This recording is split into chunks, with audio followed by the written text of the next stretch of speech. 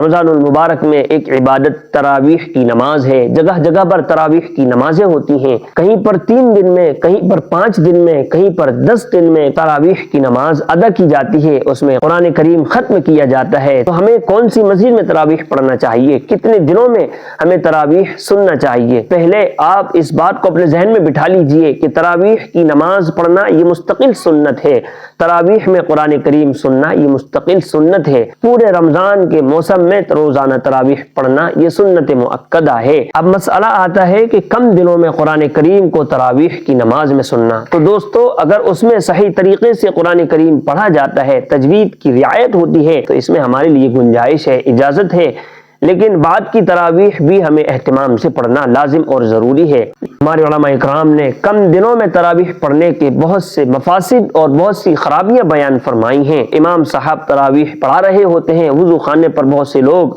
تمباکو اور بیڑی کھا پی رہے ہوتے ہیں، کوئی موبائل چلا رہا ہوتا ہے، کوئی آرام کر رہا ہوتا ہے۔ بہت سے لوگ جب قرآن کریم تراویح میں مکمل ہو جاتا ہے تو پھر وہ کہیں بھی تراویح نہیں پڑھتے۔ لہٰذا ان سارے مفاسد کی بنیاد پر کم دنوں میں تراویح پڑھنے سے علماء اکرام منع فرماتے ہیں۔ ہم سب کو یہی کوشش کرنی چاہیے کہ جہاں پر سب سے زیادہ دنوں میں اطمینان کے ساتھ تراویح کی نماز پڑھائی جا رہی ہو، وہاں پر ہم تراویح کی نماز پڑھنے کی کوشش کریں۔